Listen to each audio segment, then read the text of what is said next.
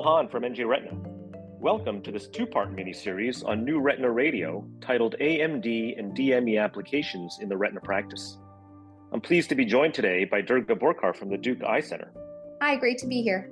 And Ted Leng from the Byers Eye Institute at Stanford. Thanks for having me back. In episode 1 of this mini-series, we heard from Dr. Leng about cross-trial comparisons of various anti-VEGF agents and different regimens for DME and wet AMD. Those results focused on clinical trial data. In this episode, we're going to turn to real-world data. To that end, let's review an ongoing study that Dr. Borkar has presented. So Durga, why don't you help us understand this study? Great. Thanks for the opportunity to talk about FARETINA. This has been, an ongoing study over the past year and a half, presented at several recent meetings. So this study looks currently at 12-month real-world experience in faricimab-treated eyes with neovascular AMD and DME using data from the IRIS Registry, which, just to jog everyone's memory, is the largest ophthalmology EHR registry and has over 500 million de-identified patient encounters and over 75 million de-identified unique patients in this registry. So a great data set to use for this study, a variety of practice locations and geographic locations to look at. In FARETINA, we included patients that had neovascular AMD or DME with known laterality based on ICD coding, and they had to have at least one faricimab injection between February of 2022 and June of 2023, with at least 1 year of medical data prior to faricimab injection and at least 12 months of follow-up data. So we looked at several different outcomes in the FARETINA study. We looked at visual acuity, we looked at treatment intervals, and we also did an anatomical outcome analysis in the subgroup of patients that had central subfield thickness available in electronic health records. To include patients, they needed to have a known baseline CST within 30 days of their first faricimab injection, and at least 2 CSTs in the 180 days prior to faricimab injection, and at least 2 CSTs within 180 days after their first faricimab injection. What we found was really interesting. The patients that are being treated in the real world with faricimab are different than what we see in clinical trials. So more than 2/3 of eyes that were switched to faricimab in that treatment experience group, which if you recall is almost 90% of the patients for both neovascular AMD and DME. Most of those patients were switched from aflibercept. And what we saw when we looked at visual acuity outcomes is that vision improved in treatment-naive eyes as expected, but it was stable in eyes that were switched to faricimab in both neovascular AMD and DME. It's important to note here, though, that more than 50% of the treatment-experienced eyes in FARETINA entered the study with a visual acuity of 20/40 or better, which we typically don't see, for example, in a clinical trial setting. When we looked at our CST or anatomical analysis, what we saw in neovascular AMD was that the average CST improvement in treatment-naive eyes was about 55 microns, and the average CST improvement in previously treated eyes was about 21 microns. We saw similar results when we looked at the CST changes in diabetic macular edema patients, with the mean CST improvement in treatment-naive eyes about 75 microns and the mean CST improvement in previously treated eyes about 35 microns. The durability results were also impressive. We saw that patients were being extended beyond 6 weeks within just 1 or 2 injections. Overall, FARETINA has given us really a wealth of information, both about visual acuity outcomes and also anatomical outcomes. We saw that in real-world clinical practice, faricimab resulted in improved CST for both treatment-naive and previously treated patients, and both for neovascular AMD and DME. We saw these improvements fairly quickly, and many of us are talking about early drying, both in the clinical trial data, but then also in our clinical practice. So we did see this in FARETINA. And the durability kind of corresponds with that, where we saw treatment interval extension fairly quickly after just 1 or 2 injections. Durga, what a great study. It's so nice to see that the real-world experience reflects a lot of the benefits that we see in a clinical trial setting. Ted, what are some initial reactions to this study?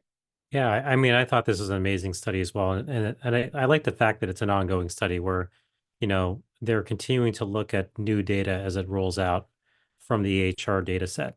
I think the real power of these types of real world studies, and especially ones that use the IRIS registry is just the sheer vastness of the data that's out there.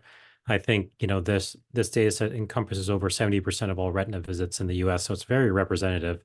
And I think that helps us look at, all the patients of all different types, demographics and geographies and so forth, every way you want to break it down. So it is quite representative, even if the trials themselves weren't so representative of the general population. And, Durga did describe getting, thousands of patients measured in this trial. And I thought that the having the anatomic outcomes in the central subfield thickness, I think is really telling, because we did see some visual acuity improvements, which you mentioned, but I think that's really supported by having this anatomic outcome as well. So I think that's, a real boon to the study. I think, if I had to make any sort of, suggestion or something I would want different, I think having more anatomic outcome, I think would be even better, like, a higher proportion of patients having CST data or just more frequent CST measurements. I think in the study, they only observed, only several time points of CST measurements, but not like in a clinical trial where you'd be able to measure CSTs monthly or every 2 or 3 months and be able to generate some sort of graphs and curves to see how the dynamic nature of the fluid was in these two conditions. I think that would be really, really powerful if you could do that with a real world data set. But overall, I thought that this study was really well designed and really shows how we are using these drugs in the real world. And I look forward to a deeper discussion about that. So really insightful comments about a great study. With that, we'll take a short break. Stay tuned and we'll dive in a little bit deeper.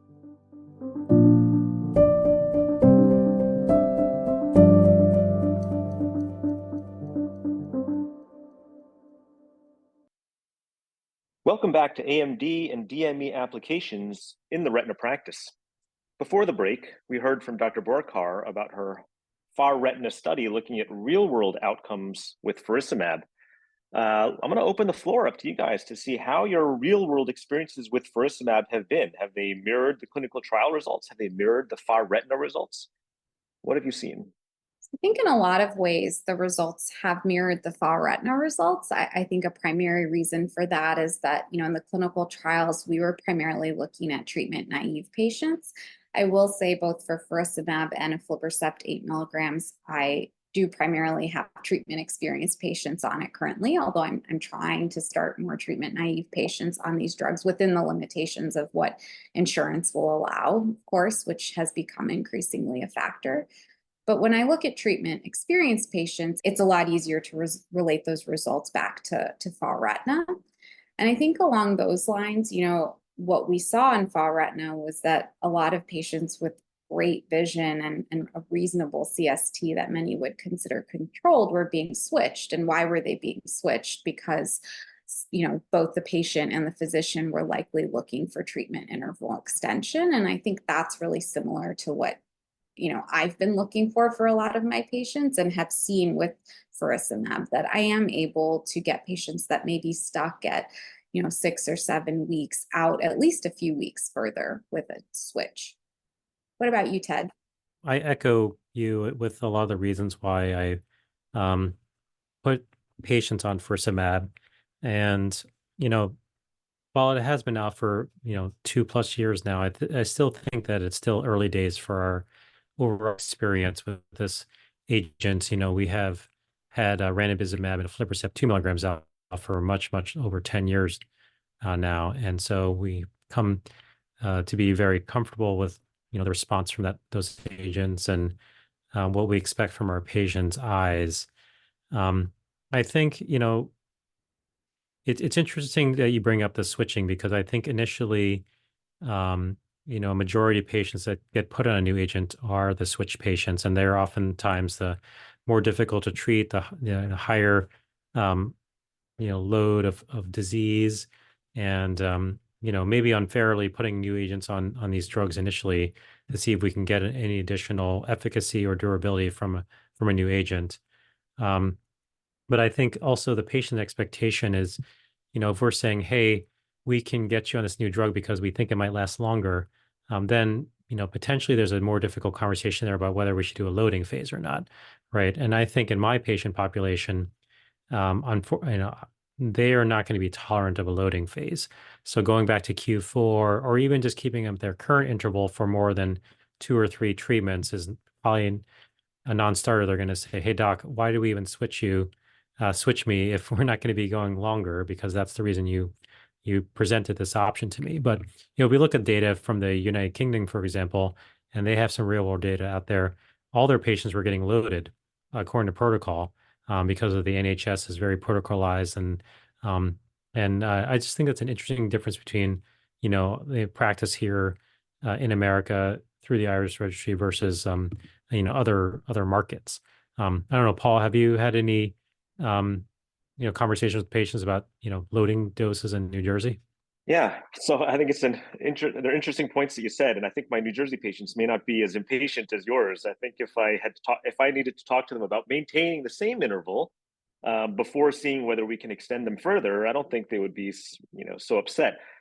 However, if they were at some interval of treatment with a previous medication before switching to faricimab, and we talked about reducing them down to a loading dose every month, that might raise some eyebrows and maybe a tough sell.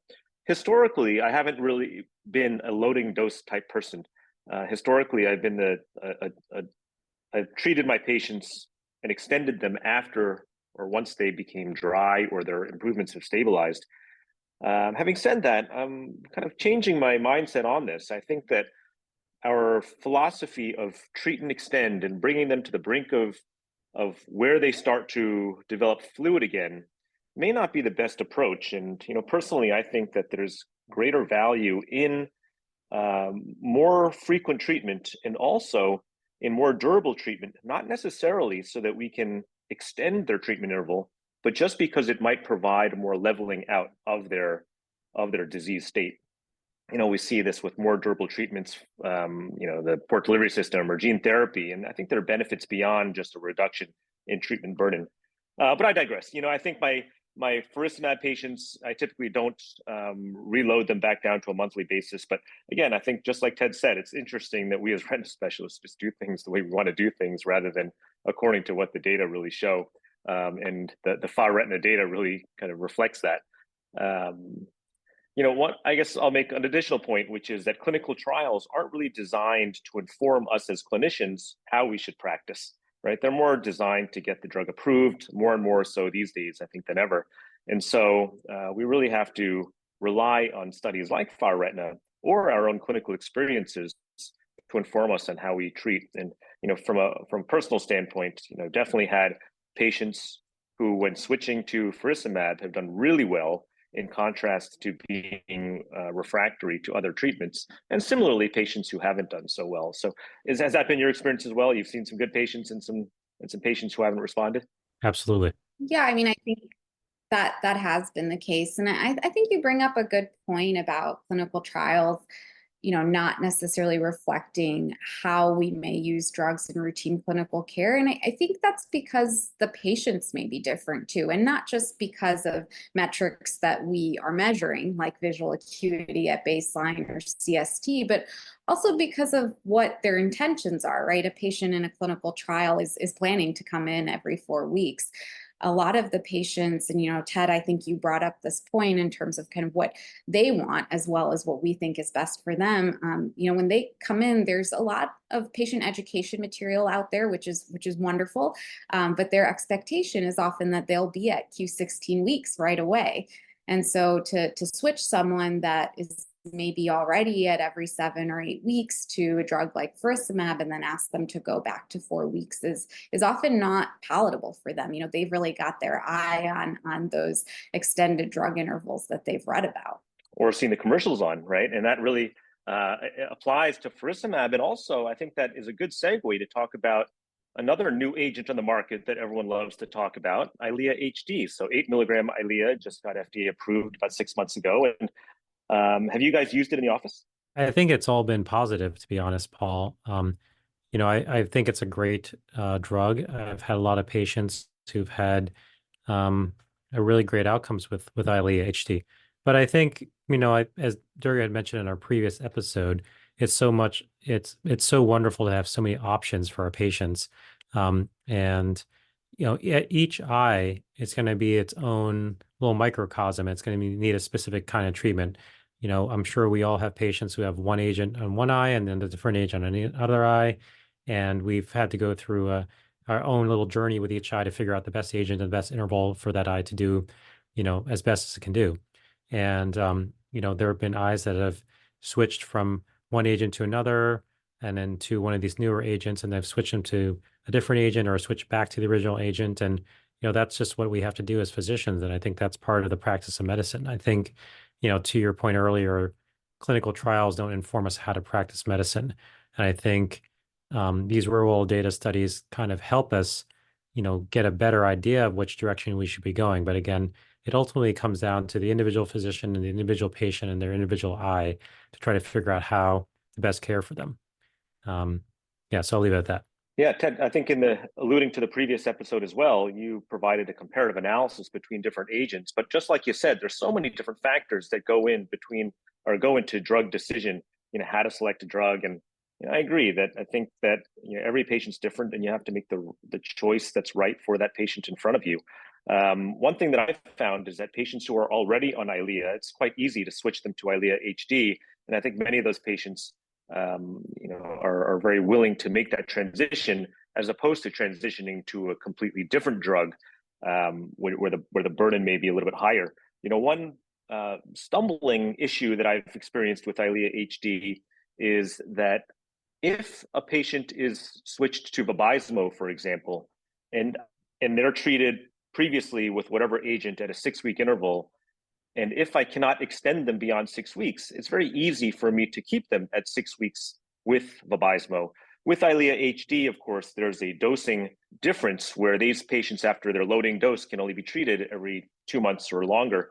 And so I think for those patients who can't be treated, I think those patients who cannot be extended seem to stand out more in my mind. So I think that I agree. I've had great experiences with Eylea HD, but I think that, as Durga had mentioned in the previous episode, it would really be great to have a comparative clinical trial, in addition to the types of comparative analyses that you provide or that you performed in order to best understand how these drugs function. Hey, Durga, how about your experiences with Eylea HD?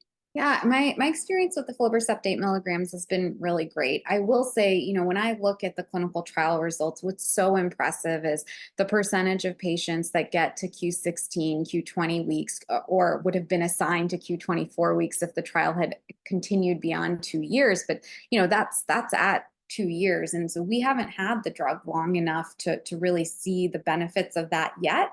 And so I'm really looking forward to understanding which patients can be extended out that far. And I think particularly with some of my treatment naive patients that I'm starting on aflibercept 8 milligrams, I'm hopeful for a lot of them versus maybe some of the more refractory patients. I think sometimes they get stuck at a little bit of a shorter interval, but are still very happy with the decreased treatment burden that they experience.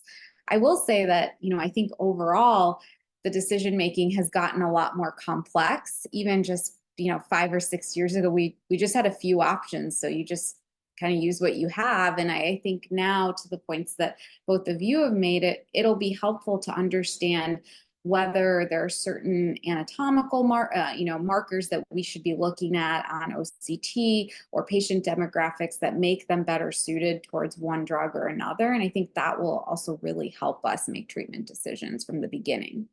Great points. And I think it really reflects the common theme here, which is that we have new therapies that really raise the bar for how we can treat our patients. Ted, Durga, thanks for the great conversation. And thanks to the audience for listening to the second episode of AMD and DME applications in the retina practice. Please go back to your podcast feeds to hear episode 1.